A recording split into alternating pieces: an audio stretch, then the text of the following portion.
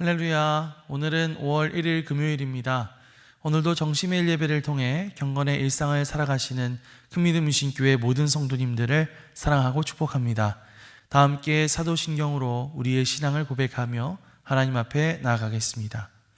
전능하사 천지를 만드신 하나님 아버지를 내가 믿사오며 그 외아들 우리 주 예수 그리스도를 믿사오니 이는 성령으로 잉태하사 동정녀 마리아에게 나시고 본디오 빌라도에게 고난을 받으사 십자가에 못 박혀 죽으시고 장사한 지 사흘 만에 죽은 자 가운데서 다시 살아나시며 하늘에 오르사 전능하신 하나님 우편에 앉아 계시다가 저리로서 산 자와 죽은 자를 심판하러 오시리라.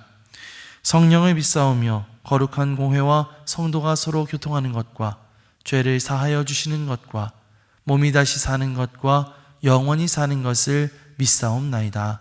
아멘. 다 함께 찬송가 273장 찬양하시겠습니다.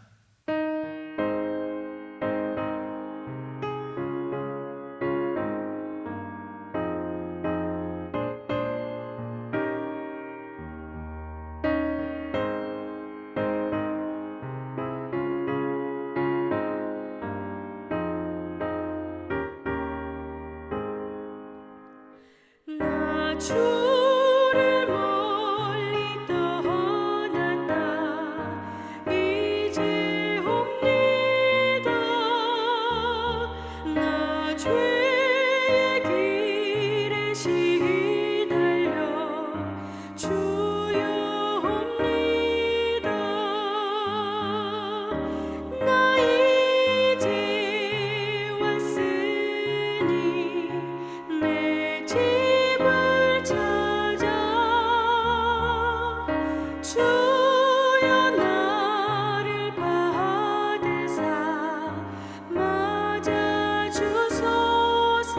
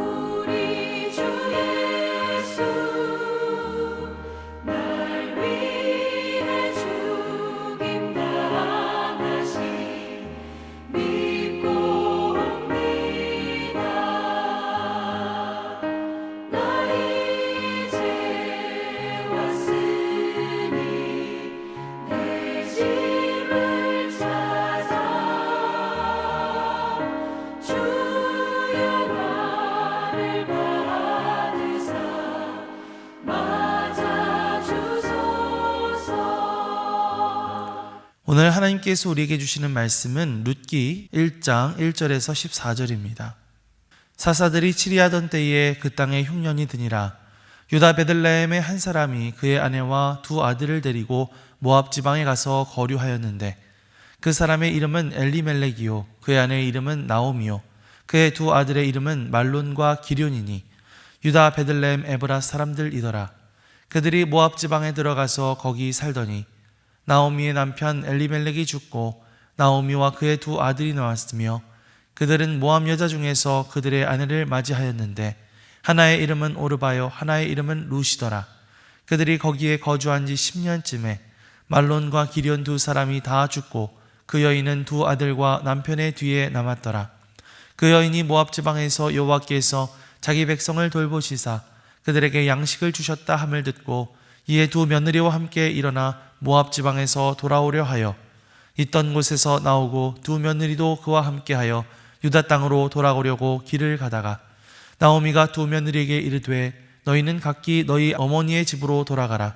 너희가 죽은 자들과 나를 선대한 것 같이 여호와께서 너희를 선대하시기를 원하며 여호와께서 너희에게 허락하사 각기 남편의 집에서 위로를 받게 하시기를 원하노라 하고 그들에게 입맞춤에 그들이 소리를 높여 울며 나오미에게 이르되 아니니이다 우리는 어머니와 함께 어머니의 백성에게로 돌아가겠나이다 하는지라.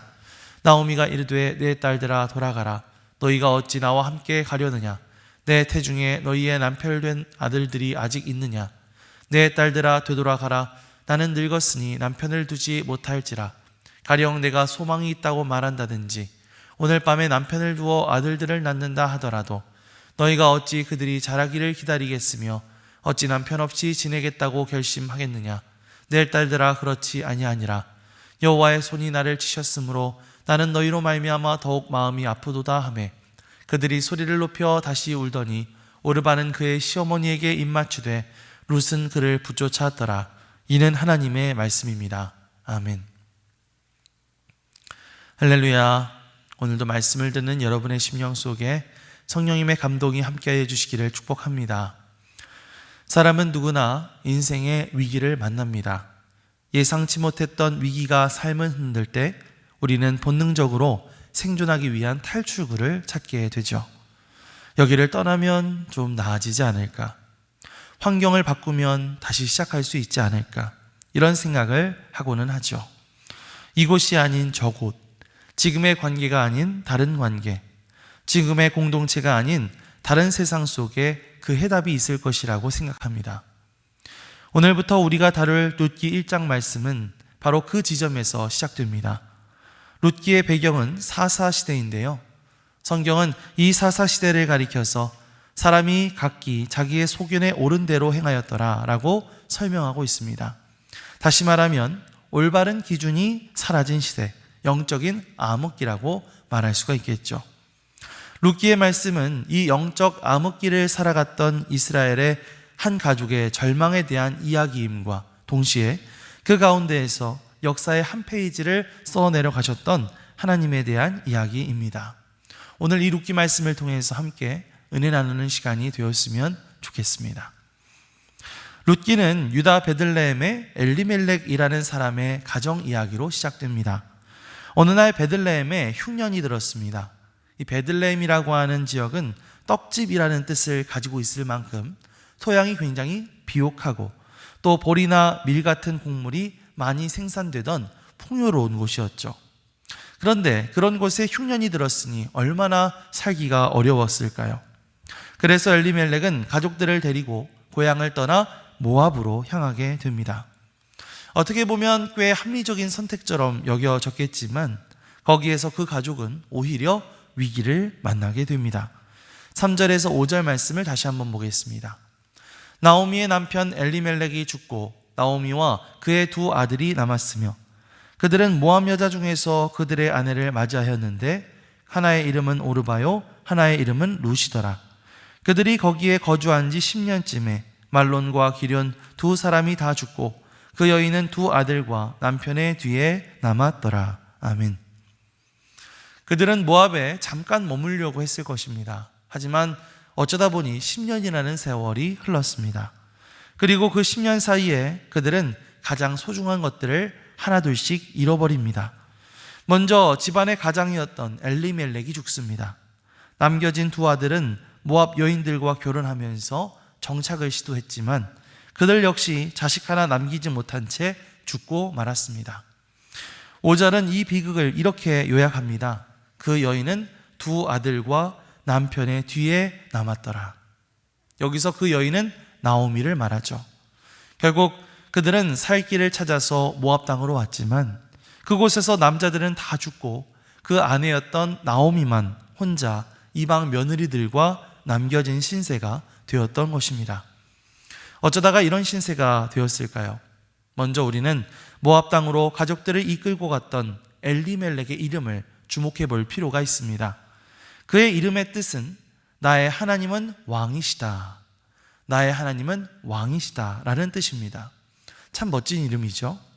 하지만 정작 그의 삶의 궤적을 살펴보면 그의 이름과는 정반대로 움직였던 것을 볼 수가 있습니다. 진정으로 그에게 하나님이 왕이시라면 약속의 땅에 흉년이 들었을 때 그는 하나님께 물었어야 했을 것입니다. 왕이신 하나님, 우리가 이 고난의 때를 어떻게 견뎌야 합니까? 그러나 본문 말씀을 보면 그 어디에도 엘리멜렉이 하나님께 물었다는 장면은 나오지 않고 있죠. 결국 그의 선택의 기준은 하나님의 통치가 아니라 당장 내 눈앞의 계산이었습니다. 입술로는 하나님이 왕이라고 고백하지만 실제 발걸음은 불안과 두려움이 이끄는 대로 옮겨갔다는 것이죠. 그렇게 결국 엘리멜렉은 두 아들과 함께 그들이 머물고 있던 그 약속의 땅 이스라엘을 떠나 모압으로 가게 되었지만 결국 그 낯선 그 땅에서 죽고 말았다는 것입니다. 참 안타까우면서도 참 어리석게 여겨지는 모습입니다. 그런데요, 어쩌면 이 엘리멜렉의 모습은 오늘날 우리들의 모습이라고도 할 수 있습니다. 우리가 교회에 나와서 예배하면서 하나님께서 우리의 삶의 주인이라고 그렇게 고백하고 또 찬양을 드리곤 하지만 정작 우리 삶의 중대한 위기 가운데서는 어떻습니까?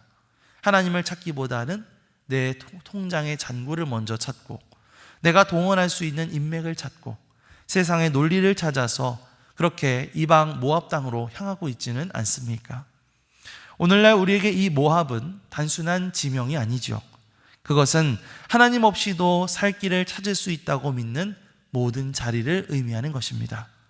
예배를 멀리한다 하더라도 당장 큰일 나지 않는다고 느끼게 만드는 자리, 하나님의 말씀보다 세상의 안전장치를 더 신뢰하는 자리, 신앙 공동체를 떠나서도 혼자서 충분히 버틸 수 있다고 생각하는 오만한 자리, 그게 바로 우리에게 있어서 모압 땅인 것입니다. 그러나 엘리멜렉의 모습과 같이 그곳은 궁극적으로 봤을 때 나를 살릴 수 있는 자리는 아닌 것이죠. 우리가 하나님보다 더 나은 자리라고 생각했던 바로 그 자리에서 오히려 우리는 더 큰 상실을 경험할 수도 있다라는 사실을 우리가 기억해야 할 줄 믿습니다. 그러므로 여러분의 삶에 모압 땅으로 가고자 하는 여러 가지 유혹들이 찾아올 때 그 유혹들에게 넘어가지 마십시오. 계속해서 베들레헴에 머무십시오. 하나님의 품 안에서 벗어나지 않도록 주의하십시오. 그러한 여러분들의 선택이 여러분들의 삶을 바른 길로 이끌어 줄 믿습니다. 그렇게 엘리멜렉과 두 아들이 모압 땅에서 죽고요. 베들레헴에서 이주해온 사람들 가운데 남은 사람은 아내 나오미 혼자밖에 없게 되었습니다. 10여 년 전 네 식구가 꿈을 안고 떠나왔던 길이었지만 이제는 홀로 남겨진 외로운 신세가 되었죠. 그런데 어느 날 그런 나오미에게 한 가지 반가운 소식이 들려오게 됩니다. 6절입니다. 그 여인이 모압 지방에서 여호와께서 자기 백성을 돌보시사 그들에게 양식을 주셨다 함을 듣고 이에 두 며느리와 함께 일어나 모압 지방에서 돌아오려 하여. 자, 나오미의 귓가에 들려온 소식이 무엇입니까? 바로 여호와께서 자기 백성을 돌보시사 그들에게 양식을 주셨다라는 소식이었습니다. 떡집이라고 불리던 베들레헴 땅에 다시 예전처럼 풍요가 찾아오게 된 것이죠. 남편과 자식들을 모두 잃고 깊은 상실감과 우울함에 빠져 있었던 나오미에게 들려온 이 소식은 그녀의 영혼을 깨우는 복된 소식이었습니다.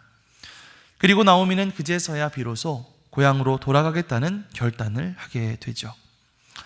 여기서 돌아가다라는 말, 이 돌아가다는 말의 원어는 히브리어로 슈브입니다. 이 말은 룻기 전체를 관통하는 가장 핵심적인 단어라고 할 수 있습니다. 이 슈브는 단순한 장소의 이동을 넘어선 성경적 의미에서의 회개를 의미하는 것입니다. 예전에는 내 방식대로, 내 계산대로 그렇게 살려고 애썼지만 이제 그 모든 것을 내려놓고 하나님의 다스리심이 있는 곳, 은혜의 통치가 미치는 자리로 그 방향을 꺾는 것이죠. 그것이 바로 슈브, 그리고 그것이 바로 회복의 첫걸음입니다. 사랑하는 성도 여러분, 우리의 인생의 회복도 이와 마찬가지입니다. 회복은 내 형편이 좋아질 때 시작되는 것이 아니라 하나님의 소식을 듣고 그분께로 방향을 돌릴 때 시작되는 것이죠. 물론 여전히 그녀는 빈손이었고 마음은 만신창이었을 것입니다. 그러나 하나님이 자기 백성을 돌보셨다, 하나님이 일하고 계신다라고 하는 그 소식에 반응했기 때문에 그녀는 다시 몸을 일으킬 수 있었습니다. 모압 땅의 안락함이나 혹은 모압에서 겪는 절망의 목소리에 여러분들의 귀를 닫으시기 바랍니다. 대신 여호와께서 자기 백성을 돌보신다라고 하는 그 은혜의 소식에 여러분들의 귀를 기울이십시오. 체면보다 중요한 것은 생명이고 내 자존심보다 소중한 것은 바로 하나님의 은혜입니다. 다시 예배의 자리로, 다시 말씀의 자리로, 다시 기도의 자리로 여러분들의 몸을 돌이키십시오.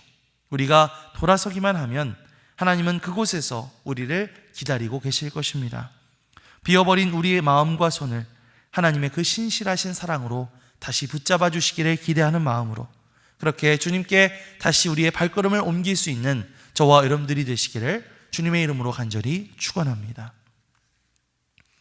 자, 그렇게 나오미가 모압을 떠나 고향으로 돌아가게 될 때 모압 땅에서 얻었던 두 며느리가 함께 길을 나서게 되었습니다. 그들의 이름은 오르바와 룻이었습니다.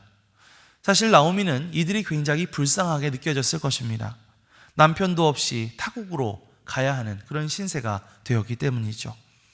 당시 사회에서 과부로 살아간다는 것, 그것도 이방 여인이 이스라엘 땅에 가서 산다는 것은 미래가 전혀 보장되지 않는 참으로 어려운 길이었습니다.